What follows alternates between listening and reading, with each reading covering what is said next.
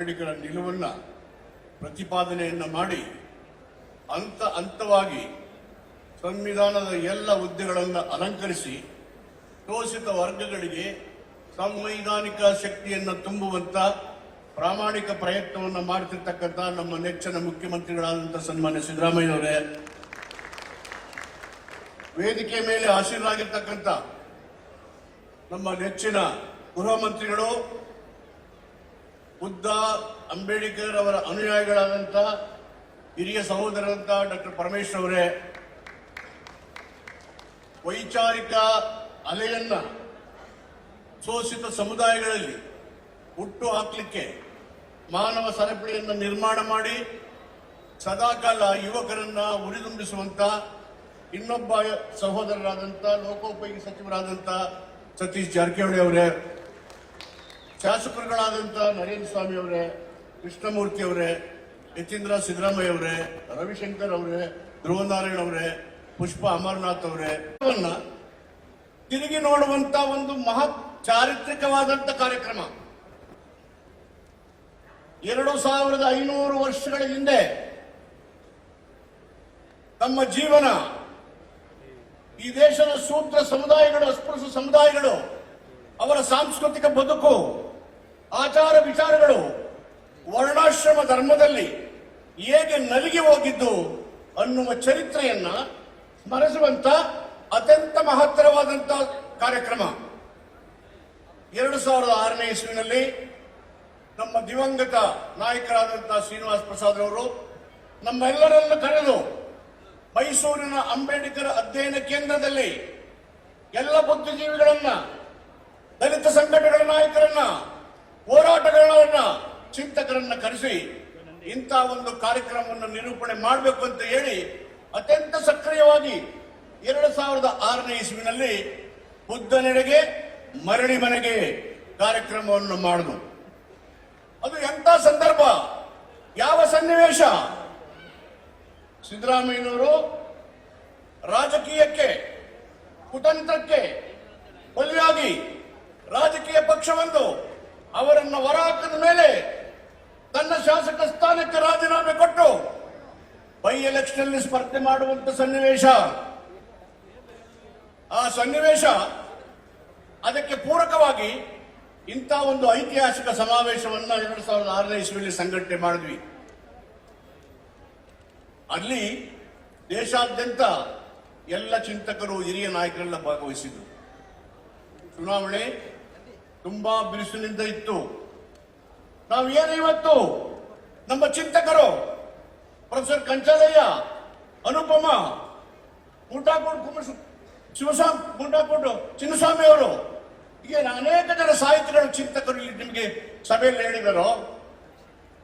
ಅದೇ ಕೆಲಸವನ್ನ ಸಿದ್ದರಾಮಯ್ಯನ ವಿರುದ್ಧವಾಗಿ ಗದಾ ಪ್ರಹಾರ ಮಾಡಿ ರಾಜಕೀಯವಾಗಿ ಅಡಿಯಲೇಬೇಕು ಅಂತೇಳಿ ನಿರ್ಧಾರ ಮಾಡಿದ್ರು. ಅಂತ ಸಂದರ್ಭದಲ್ಲಿ ಸ್ವಾಭಿಮಾನಿಗಳಾದಂಥ ದಲಿತರು ಬದ್ಧತೆ ಮತ್ತು ತಾತ್ವಿಕ ನಿಲುವಿನ ಮುಖಾಂತರ ಪ್ರಜಾಪ್ರಭುತ್ವವನ್ನು ಬಲಗೊಳಿಸುವ ದೃಢ ಸಂಕಲ್ಪವನ್ನು ಹೊಂದಿರತಕ್ಕಂಥ ದಲಿತ ಸಮುದಾಯಗಳು ಯಾವುದೇ ಆಸೆ ಆಕಾಂಕ್ಷೆಗಳಿಗೆ ಒಳಪಡದೇನೆ, ಯಾರ ಪ್ರಭಾವಕ್ಕೂ ಒಳಪಡದೇನೆ ಸಿದ್ದರಾಮಯ್ಯನವರನ್ನು ಗೆಲ್ಲಲಿಕ್ಕೆ ಟೊಂಕ ಕಟ್ಟಿ ನಿಂತು ಇತಿಹಾಸವನ್ನು ನಿರ್ಮಾಣ ಮಾಡಿದ್ದೀರಿ. ಗೆದ್ದ ನಂತರ ಸಿದ್ದರಾಮಯ್ಯನವರು ನಮ್ಮನ್ನೆಲ್ಲ ಕುರಿತು ಮಾತಾಡಿದ್ರು. ಸಂಕಷ್ಟದ ಕಾಲದಲ್ಲಿ ಪಟ್ಟಭದ್ರರು ನನ್ನನ್ನು ಸೋಲಿಸಲೇಬೇಕು ಅಂದಾಗ ಇಡೀ ದಲಿತ ಸಮುದಾಯ, ಯುವಕರು ಒಗ್ಗಟ್ಟಾಗಿ ನಿಂತು ರಾಜಕೀಯವಾಗಿ ನನ್ನನ್ನು ಕೈ ಹಿಡಿದು ಮೇಲೆತ್ತಿ ರಾಜಕೀಯ ಪುನರುಜ್ಜೀವನವನ್ನು ಕೊಟ್ಟಿದ್ದೀರಿ ಅಂತ ಹೇಳಿ ಕೃತಜ್ಞತಾಪೂರ್ವಕವಾದಂತ ಅಭಿನಂದನೆ ನಮ್ಮೆಲ್ಲ ಹೇಳಿದರು. ಎಂತ ಶ್ರೇಷ್ಠವಾದಂತ ಮಾತುಗಳನ್ನ ಪ್ರಜಾಪ್ರಭುತ್ವದ ಸಂರಕ್ಷಣೆ ಮಾಡಲಿಕ್ಕೆ ಯಾವ ಮುಲಾಜಿಗೂ ಒಳಗಾಗ್ತೇನೆ, ಯಾವ ಪ್ರಭಾವಕ್ಕೂ ನೀವು ತಲೆ ಕೊಡದೇನೆ ಆ ಚುನಾವಣೆಯನ್ನು ನಡೆಸಿದ ಮೇಲೆ ರಾಜ್ಯದ ರಾಜಕೀಯ ಇತಿಹಾಸ ಬೇರೆ ದಿಕ್ಕಿನಲ್ಲಿ ಸಾಗ್ತಾ ಇದೆ. ಅಭಿವೃದ್ಧಿಯ ಕಡೆಗೆ ಹೋಗ್ತಾ ಇದ್ದೇವೆ. ಬಂಧುಗಳೇ, ದಲಿತರ ಬದುಕಿನಲ್ಲಿ ಭಾರತ ದೇಶದಲ್ಲಿ 2-3 ಪ್ರಮುಖವಾದ ಘಟ್ಟಗಳು.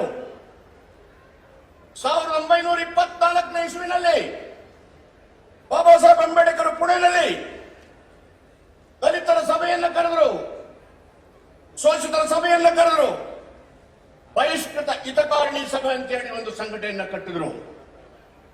100 ವರ್ಷಗಳ ಹಿಂದೆ 1924 ಬಹಿಷ್ಕೃತ ಹಿತಕಾರಣಿ ಸಭಾ.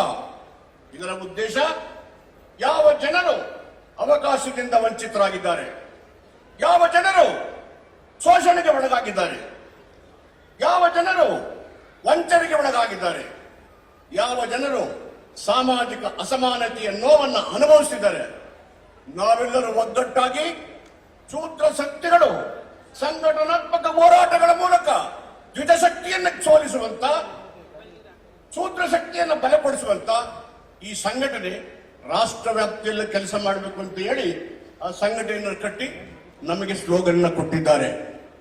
ನಮ್ಮ ಎಲ್ಲ ದಲಿತ ನಾಯಕರು, ವಿದ್ಯಾರ್ಥಿಗಳು, ಹೋರಾಟಗಾರರು, ಚಿಂತಕರು ಕಾರ್ಯಕ್ರಮವನ್ನು ಮಾಡಿದಾಗ ನೀವು ನೋಡ್ತೀರಿ ಹ್ಯಾಂಡ್ ಬಿಲ್ಸ್ ಅಲ್ಲಿ ಶಿಕ್ಷಣ, ಸಂಘಟನೆ, ಹೋರಾಟ.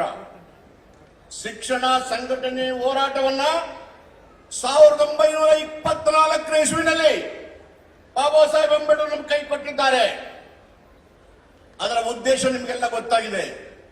ಸಾಂಸ್ಕೃತಿಕವಾಗಿ, ಶೈಕ್ಷಣಿಕವಾಗಿ, ರಾಜಕೀಯವಾಗಿ, ಆರ್ಥಿಕವಾಗಿ ಮಹಿಳೆಯರ ಮೇಲಿನ ದೌರ್ಜನ್ಯಗಳನ್ನು ಹಿಡಿದು ಸಾರ್ವಜನಿಕ ಕ್ಷೇತ್ರಕ್ಕೆ ನಮ್ಮೆಲ್ಲರನ್ನು ರಾಕಣೆ ಮಾಡಿದಂತ ಈ ಎಲ್ಲ ವಿಚಾರಗಳನ್ನು ಎದುರಿಸಲಿಕ್ಕೆ ಅಂತ ಸಂಘಟನೆಯನ್ನು ಕಟ್ಟಿದ್ರು. ನಮ್ಮ ಸಂಘಟನೆಗಳು ಈ ಕಾರ್ಯವನ್ನು ಶಿಕ್ಷಣ, ಸಂಘಟನೆ, ಹೋರಾಟ ಮೂಲಕ ಮಾಡ್ತಾ ಇದ್ದಾರೆ.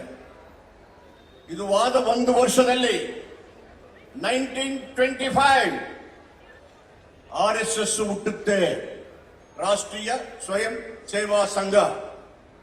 1924 ಬಹಿಷ್ಕೃತ ಹಿತಕಾರಣಿ ಲಾಂಚ್ ಬೈ ಬಾಬಾ ಸಾಹೇಬ್ ಅಂಬೇಡ್ಕರ್.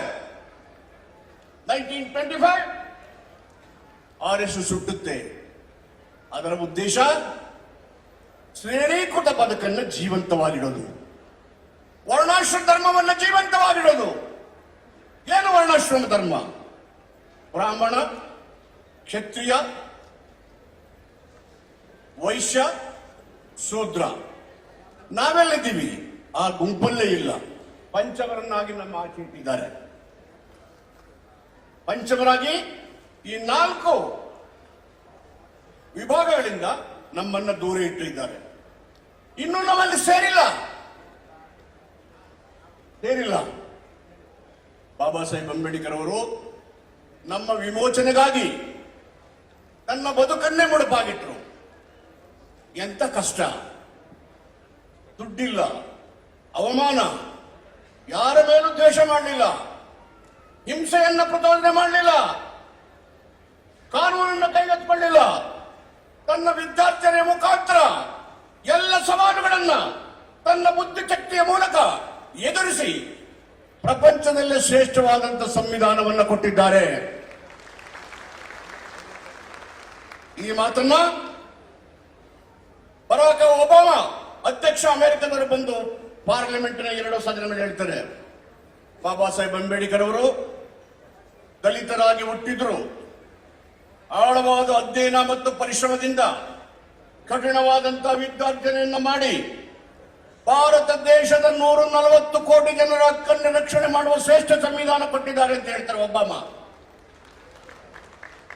ಅಮೆರಿಕದಿಂದ ಬಂದು ಅಂಬೇಡ್ಕರ್ ಅವರು ಸೂತ್ರರಲ್ಲದೇನೆ ಎಲ್ಲಾ ಪ್ರಜೆಗಳಿಗೆ ಅವರ ಹಕ್ಕನ್ನು ರಕ್ಷಣೆ ಮಾಡುವಂತಹ ಸಂವಿಧಾನ ಕೊಟ್ಟ ಮೇಲೆ ನಮ್ಮ ದೇಶದ ಆಡಳಿತ ಹೇಗೆ ನಡೀಬೇಕು? ಅದಕ್ಕೆ ಅಂಬೇಡ್ಕರ್ ಹೇಳಿದ್ದಾರೆ, ಖಡ್ಗದಿಂದ ಚರಿತ್ರೆಯನ್ನು ನಿರ್ಮಾಣ ಮಾಡಕ್ಕಾಗೋದಿಲ್ಲ, ಲೇಖನೆಯಿಂದ ಮಾತ್ರ ಬದಲಾವಣೆಯನ್ನು ತರಲಿಕ್ಕೆ ಸಾಧ್ಯ ಅನ್ನೋದನ್ನು ಅವರು ಹೇಳಿದ್ದಾರೆ. ಬಂಧುಗಳೇ, ಇದು ಕೇವಲ ಭಾಷಣ ಆಗ್ತಾನೆ. 29 ವರ್ಷದಲ್ಲಿ